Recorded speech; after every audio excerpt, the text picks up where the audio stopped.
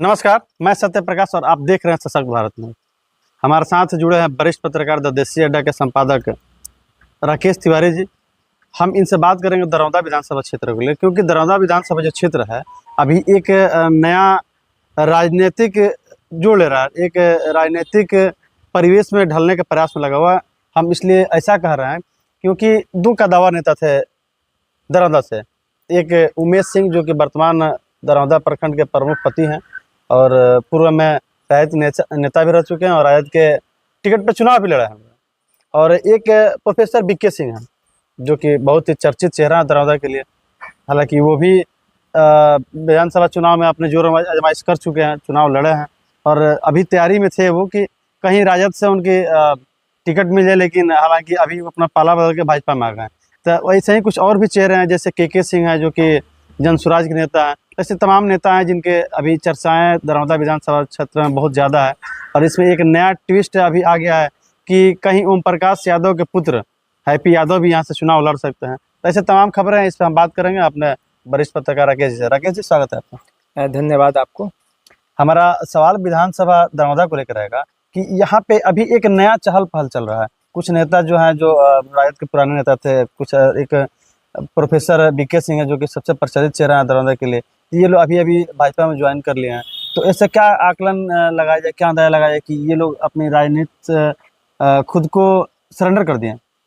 देखिए, आपको मैं बता दूं, दरौंदा जो विधानसभा क्षेत्र है, दरौंदा के बारे में अक्सर कहा जाता है कि ये नेताओं का इलाका है, यहाँ नेता अधिक है।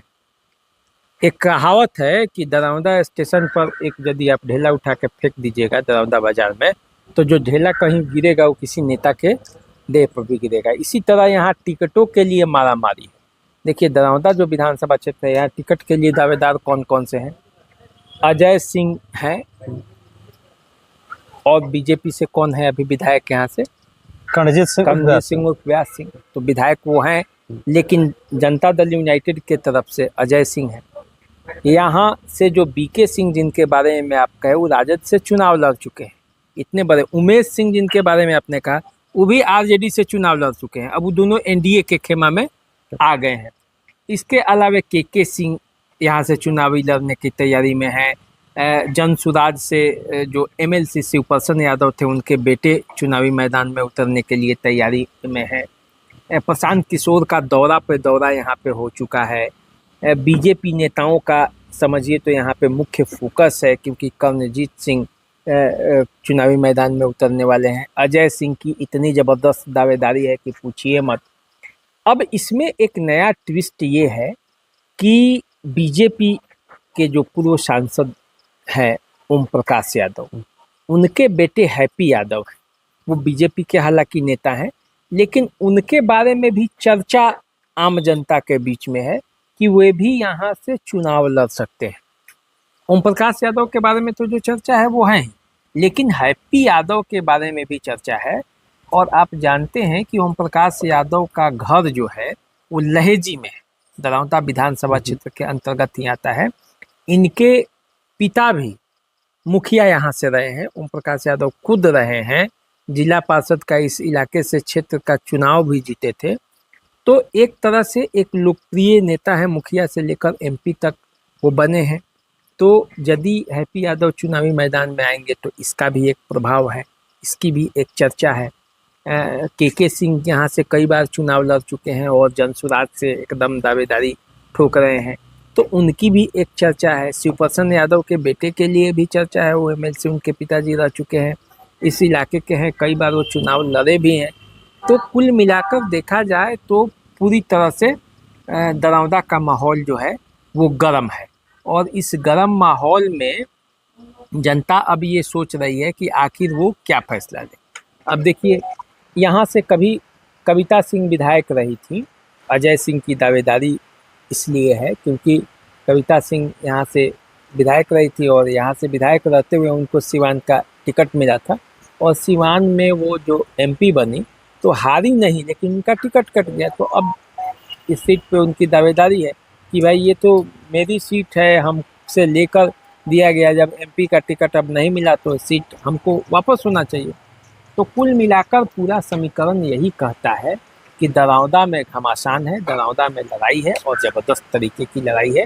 लड़ाई इसलिए भी है कि यहाँ का सामाजिक समीकरण जो है, राजनीतिक समीकरण ऐसा ही कहता है कि इसको आगे बढ़े, तो मामला यही है।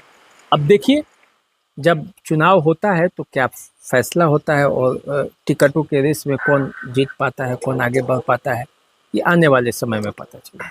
अगर ज़मीनी स्तर पर गौर किया जाए तो इसमें सबसे दिलचस्प मामला ये दिख रहा है कि जो एनडीए है ये खुद आपस में लड़ते हुए दिख रही है, क्योंकि ये जगमातो देवी का अपना क्षेत्र रहा है। उस हिसाब से जगमातो देवी के बाद उनकी बहू आ गई। देखिए, लड़ाई तो महागठबंधन में भी है, लड़ाई तो आपको एनडीए में भी है, क्योंकि महागठबंधन की तरफ से ये सीट जो है वो मालिक को जाता है। अमरनाथ यादव यहाँ से चुनाव मैदान में उतरे थे, चुनाव हार गए थे। जितेंद्र स्वामी की भी यहाँ पे दावेदारी है, आरजेडी से वो रहे हैं, मतलब पिछला बार चुनाव लड़े थे वो बीजेपी से, लेकिन फिलहाल वो आरजेडी में है। तो वे तो चुनाव नहीं लड़ना चाहते, लेकिन अपने परिवार के किसी न किसी एक व्यक्ति को वो आरजेडी से टिकट चाहते हैं। क्योंकि महाराजगंज जब विधानसभा क्षेत्र 10 के पहले था तो ये दरौदा महाराजगंज में ही आता था, तो इसलिए उनका भी एक पकड़ है। बीके सिंह खुद चुनाव भी लड़ चुके हैं, तो अंदर तो वो आए हैं, ठीक है, लेकिन अब लड़ाई तो ज़बरदस्त रहेगी महागठबंधन के अंदर भी और एनडीए के अंदर भी। टिकट जिसको मिलेगा अंतिम में, फैसला वहीं पे होगा। एक चीज़ सबसे दिलचस्प मामला ये है कि वर्तमान विधायक हैं करणजीत सिंह, भाजपा के कैंडिडेट हैं, और ये जो उमेश सिंह हैं ये राजद के उम्मीदवार रह चुके हैं, बीके सिंह भी रह चुके हैं, और ये दोनों लोग करणजीत सिंह के वजह से ही भाजपा में आ गए। तो ऐसा कहा जा सकता है कि हाँ, ये लोग अपना राजनीतिक रूप से सरेंडर कर गए। देखिए, निश्चित रूप से बीके सिंह भी जब चुनाव लड़े थे, पटना में रहते हैं, कोई बहुत ज़्यादा यहाँ पे उनका आवागमन नहीं होता है। चुनाव लड़े, वो कई बार प्रयास किए, वो देख लिए कि अब यहाँ से उनके अकेले लड़ने से कुछ नहीं होगा। उमेश सिंह भी चुनाव लड़ के देख चुके हैं, तो निश्चित रूप से अब एक राजनीतिक रूप से सरेंडर कर चुके हैं। हाँ, राजनीतिक रूप से अब सरेंडर तो कभी कोई नेता करता नहीं है। अब ये कहिएगा मुझसे तो मैं नहीं कहूँगा, वो मौके की तलाश में है। अब जैसे मौका मिलेगा तो वो फिर से वो मजबूत हो जाएंगे। देखिए, राजनीति में क्या होता है ना, कि राजनीति पूरी तरह से परिस्थितियों का खेल है। जिसे आप सबसे कमज़ोर समझते हैं, कभी वो सबसे मजबूत हो सकता है, और जिसे आप सबसे मजबूत समझते हैं वो सबसे कमज़ोर हो सकता है। तो इसलिए ये मत कहिए कि ये सरेंडर कर गए, ये वो कर गए।